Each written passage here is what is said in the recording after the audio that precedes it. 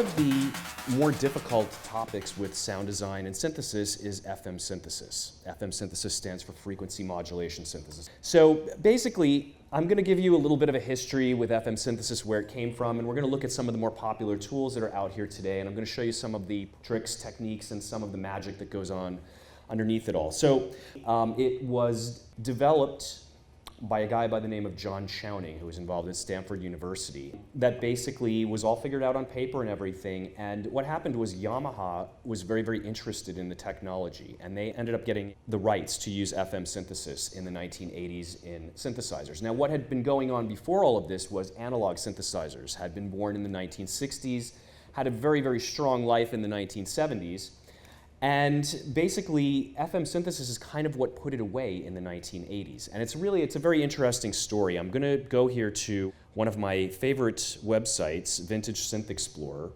And what you're looking at here is you're looking at the Yamaha DX7. This is the first FM synthesizer that was commercially released in the 1980s. You've all heard the DX7 all over the place, and FM synthesis. If you've ever listened to an 80s tune, you've no doubt heard the DX7.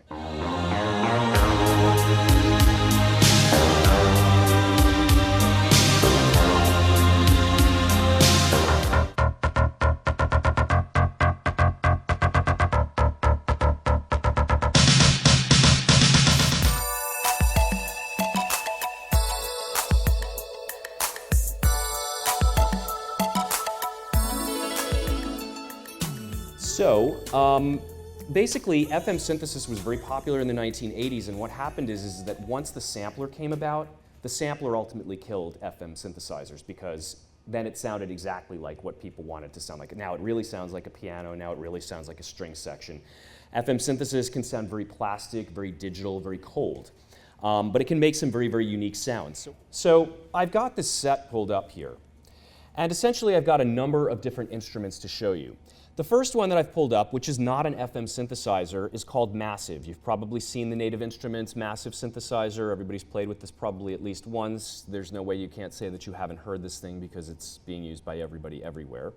It's actually a wavetable synthesizer and uses a lot of common techniques that we see in subtractive synthesis and whatnot. So what I've done here is I've gone ahead and I've loaded in a simple sine wave. And I've also pulled up my oscilloscope at the bottom so that you can see, because we all like a visual representation of things as well. Let's go ahead and expand this and pull it out so that we can actually see the sine wave that it creates.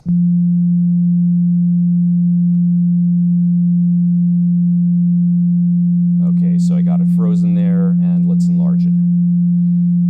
Okay, so this is a simple sine wave. This is actually the building block for the FM synthesizer model. What I'm going to do is I'm going to go and take an LFO. An LFO is a low-frequency oscillator. Essentially, I'm going to use a sine wave, which is going to essentially look like what we see on the screen. It's going to have a crest and it's going to have a trough. I'm going to go ahead and I'm going to take it and I'm going to apply it to the pitch for this sine wave. And I'm going to go ahead and reset everything to 0. Now, this is very common. We see this with synthesizers all the time. This is a very common technique. It's actually mimicking similarly to the way that an opera singer holds out a note, or the way that a guitar player, when they're doing a solo and everything, is wobbling the pitch and everything. So this was really what this type of implementation with LFO control over the pitch was put in the synthesizer for. So as I increase the amount here,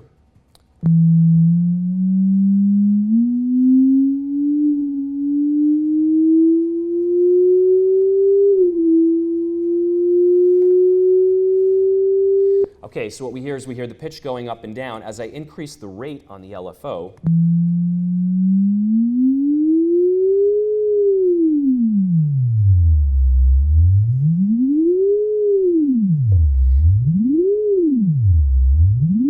so typically an LFO stands for low frequency oscillator, and what that means is that it is generating a signal in hertz that is below the range of audible hearing, so it's below 20.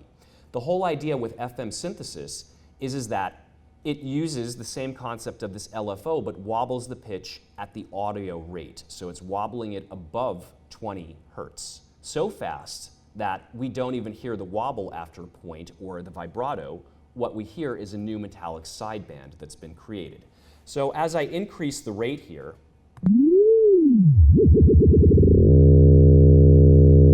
ahead and increase the range that it's doing it as well.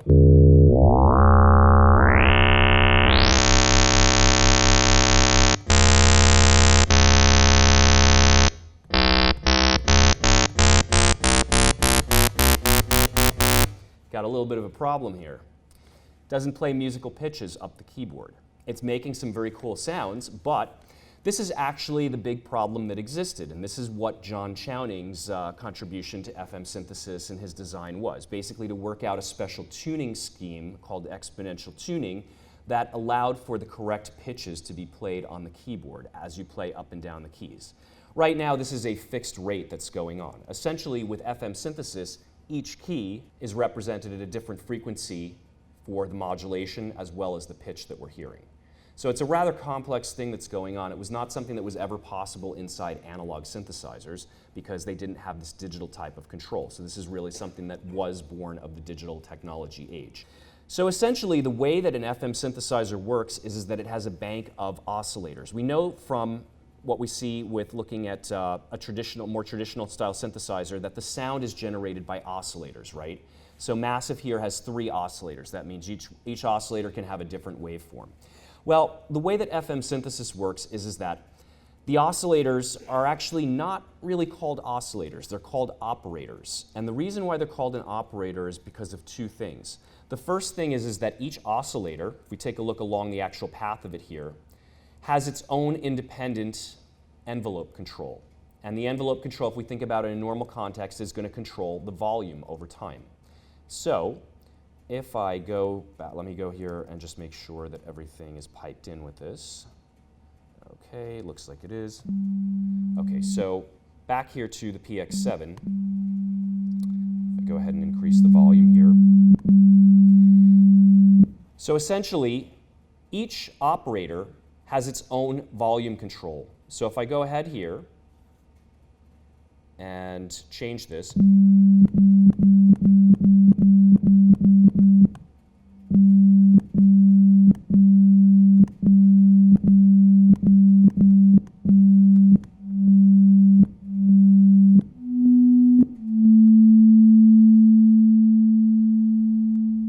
so each oscillator, or operator as we call it, has its own independent amplifier envelope. Now, the reason it's called an operator also is that not only is it able to produce sound, but it's also able to be used as a source to wobble another oscillator to create this metallic sideband. So if you take a look here, basically, the original DX7 had 6 oscillators or operators. And the way that it works is that on the original one, it had internal structures.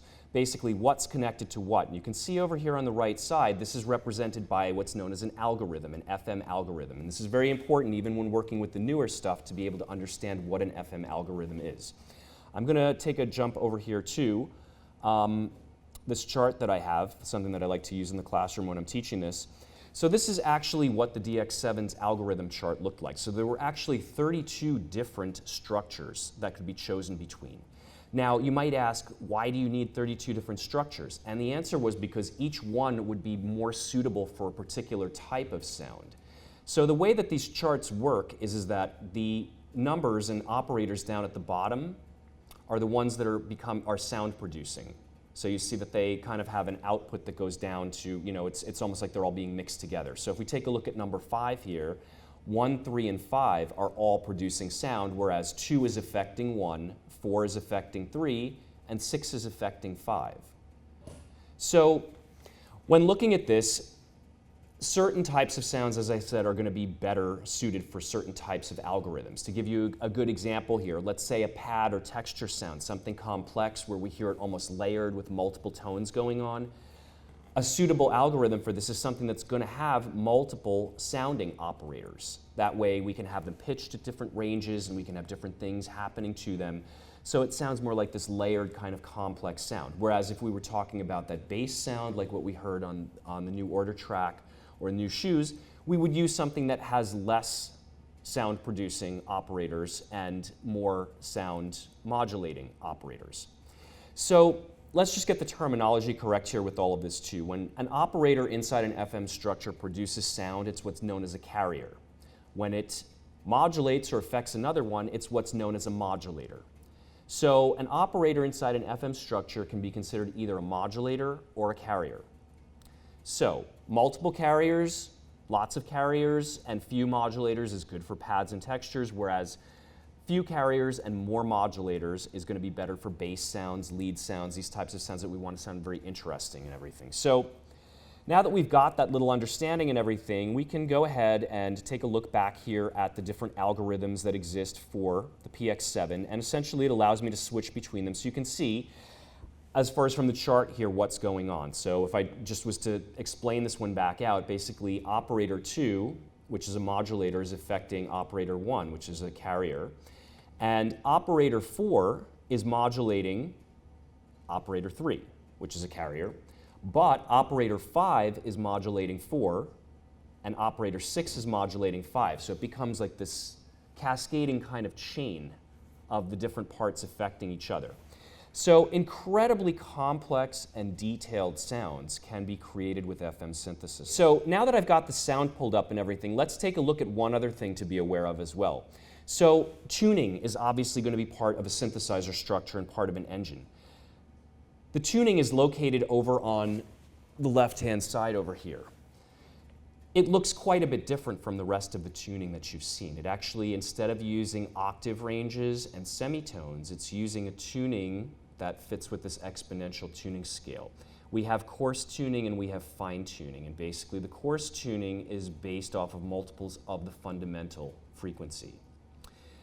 And we have fine tuning then. So it doesn't work exactly the same way as we would expect to with a traditional analog synthesizer. We're going to take a look at Ableton's built-in FM synthesizer called Operator. So if you didn't know what the name Operator was in relation to what the synthesizer was, hopefully you remember what it is now. So essentially, if we take a look at Operator, Operator functions in a very kind of similar way to the way that the DX7 functioned. In fact, we have the ability to switch between different algorithms. So by counting on the screen, how many operators do I have control over here inside Operator? 4. So this is actually a little bit less than the DX7. Some might consider it a bit more manageable and everything as well. So the different algorithms are going to be useful for different types of sounds. So what I'm going to do is I'm going to go ahead and go to, let's pull up something that will work with a pad sound. So I'm going to choose this one. So essentially I have 3 carriers and 1 modulator, and this 1 modulator is affecting all of the other operators. And D is the one that's affecting it. So the best advice I can give anybody with programming FM synthesizer sounds is to start with very, very little going on, because it gets very complex and very hard to understand what's being changed and what's being affected. So I'm going to go ahead and I'm going to shut everything off here except for my first operator. So when programming sounds, there's really 3 very identifiable parameters that are translatable that, whenever you're hearing a sound in your head, you should be able to think about these 3 things that you're hearing. The first one is the volume over time. How does it change over time? Does it swell in? Does it hit hard and die off? Does it swell in and then take a long time to die off? So what we're looking at here is we're looking at the volume envelope. So this is where I'm going to start with the initial shape of the sound. Okay, so I'm going to go ahead and I'm going to pull the attack up, and I'm going to go ahead and pull the release time off. So now if I strike the keys, I should have something that resembles that of a pad sound. And I'm still on the old one, so my bad.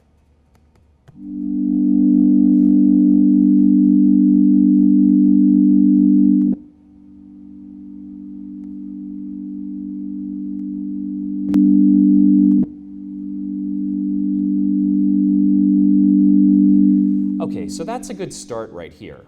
So remember, when we take a look at this algorithm, one of them is modulating or affecting the other operators. So it's going to be this orange one up here, D. So what I want to do is I want to go to D.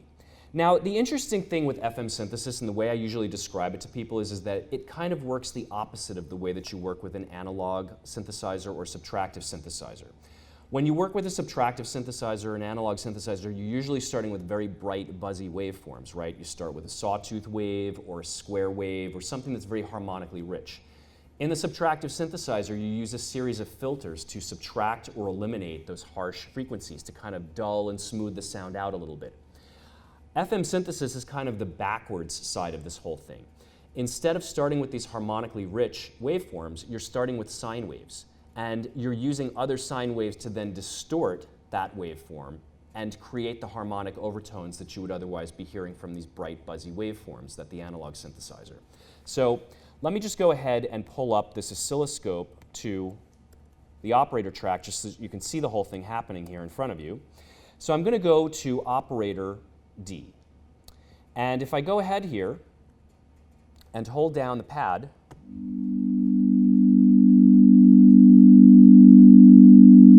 and I turn the amount up for the modulator,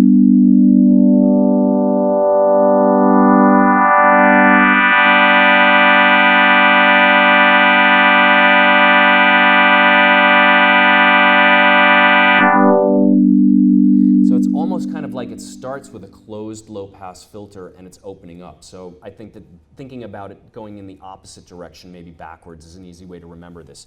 So what I want to do is I want to make the envelope for operator D follow along with the operator A envelope. Now this is again one of the advancements of what's gone on in modern technology that's really made programming FM synthesis very, very easy. And that is the ability to copy and paste these envelopes around between the different places. So if I go here to operator D, I can say copy envelope from oscillator A. So what this does is this makes an identical one now, so they're both following along with this. So what this is going to do is this is going to sound like a pad that goes from a dark to a bright type of sound. Let me turn the volume up here on this so that it's got somewhere to go, and I got to zoom out.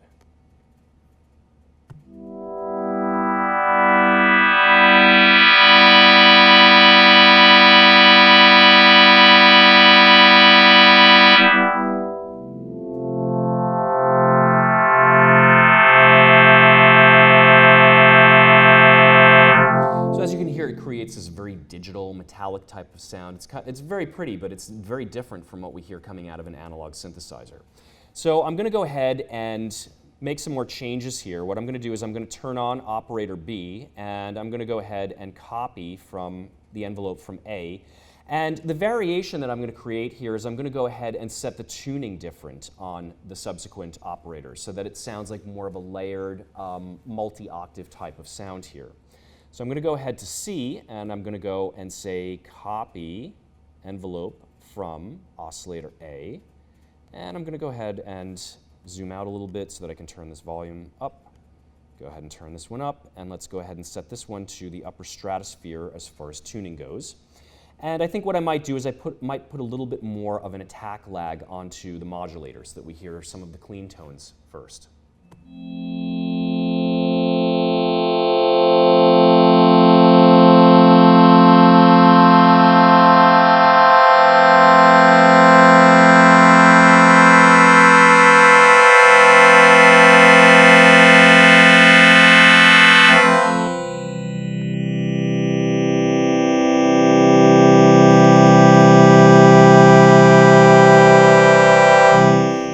Another very interesting thing to do with FM synthesis when you're programming sounds is that once you have something that you think sounds good, it can sometimes be very interesting to go ahead and change around the structure while the remaining parameters stay the same. So I'm going to go ahead here and change through to different algorithms, just changing the internal structure while I keep those parameters the same, and let's hear what the result is. Each one's going to sound wildly different from the other.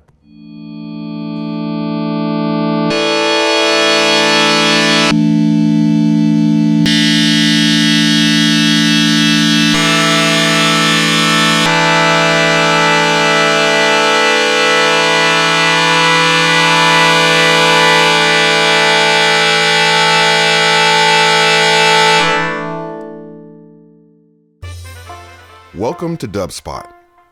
We believe in providing you hands-on experience right away. Whether you're completely new to music and want to turn the sounds in your head into a musical reality, or you're an experienced artist looking to refine your skills and add new tools to your arsenal, we're ready to meet you at your level. For students of all ages, all levels, and all styles of music, Dubspot is here to help you achieve your goals. With course offerings both online wherever you are and at our school in the heart of New York City, We are ready to guide you through the next phase of your musical transformation. Whether you want to produce music, DJ, or do both, you've come to the right place. Come explore Dubspot for yourself. Become a part of our community and make music.